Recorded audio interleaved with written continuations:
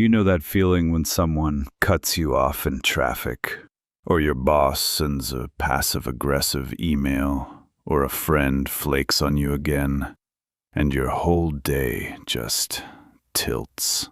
You're irritated for hours. You replay it in the shower. It follows you home. Here's the uncomfortable question. Why does someone else's bad 5 minutes get to control your next 5 hours? That question isn't new. A man asked himself some version of it almost 2,000 years ago, while running an empire that was actively falling apart around him. His name was Marcus Aurelius. He was the emperor of Rome in the 2nd century, and by most accounts, he didn't want the job. He was dealing with wars on the border, a plague killing off huge portions of the population, and betrayal from people close to him. And every night, exhausted, he sat down and wrote to himself. Not for an audience, not for publication, just notes to keep his own mind straight. Those private notes survived, and today we call them meditations. It's not a philosophy textbook. It's a man talking himself through the same frustrations you and I deal with, just with higher stakes. Here's the core of what Marcus kept coming back to, over and over, in different words each time. He believed that almost nothing outside of you actually has the power to harm you. Not directly. What harms you is your judgment about the thing. Someone insults you. The insult itself is just noise, just air moving. What turns it into suffering is the internal verdict you pass on it. The story you tell yourself about what it means, what it says about you, whether you deserve it. Strip away the story, and the event is oddly small. This wasn't Marcus being naive about hardship. He wasn't saying, just don't feel things. He was making a sharper distinction. There's the event, and there's your reaction to the event. And only one of those is actually yours to control. Everything external. Other people's opinions, the weather, your reputation, whether you get the promotion, belongs to what he'd call not up to you. Your judgment, your response, your character in the face of it, that's the only territory you actually govern. And he thought most human misery comes from people trying to control the first category while neglecting the second. He also had a rule he came back to constantly. Expect difficulty. Not in a pessimistic way, but almost as training. He'd remind himself each morning that he was going to run into ungrateful people, arrogant people, liars, people working against him, and he decided in advance that none of that would be a surprise, because that's just what a day among humans looks like. The point of expecting it wasn't to feel bad in advance. It was so that when it actually happened, it didn't blindside him into a reaction he'd regret. If you already know the rain is coming, you don't stand there shocked that you're getting wet. And underneath all of it was this idea of the ruling faculty, his term for the part of your mind that assigns meaning to events. He kept insisting that faculty was untouchable by outside forces unless you personally handed over the keys. A man can chain your body. He can't force your mind to agree that the situation is unbearable.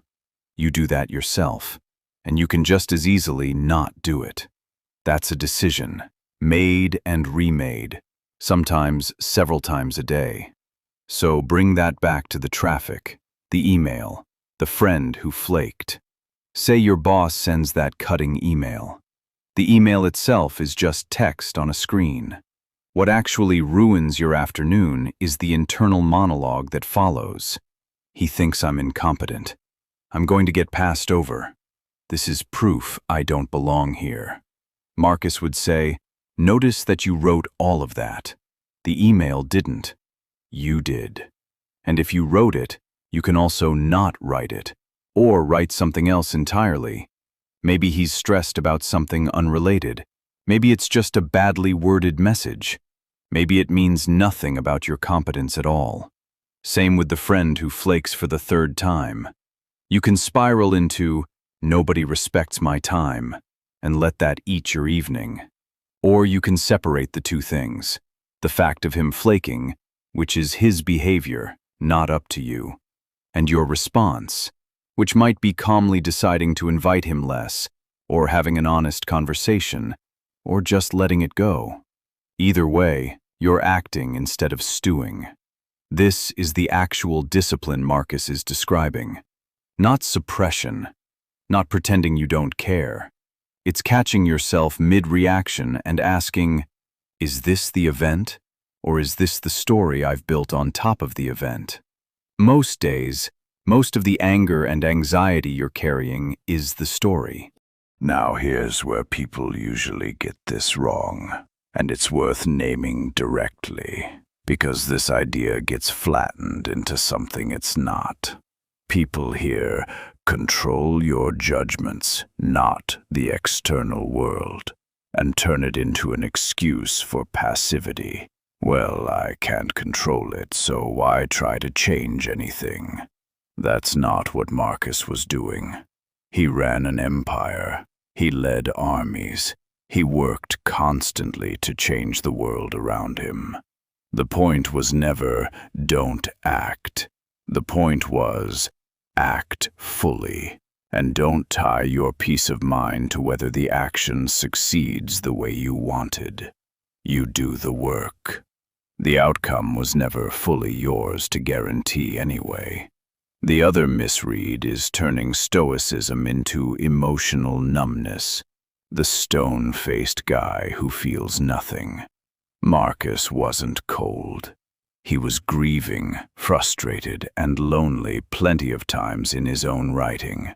The goal was never to kill the feeling. It was to stop the feeling from being the one driving the car. If there's one sentence to walk away with, it's this. You don't get to choose what happens to you, but you always choose what it means. And that second choice is the only one that was ever really yours. If this way of thinking is useful to you, stick around. Next up is a philosopher who took the opposite approach to suffering entirely, and it might change how you see the last one. Subscribe if you want to catch that one.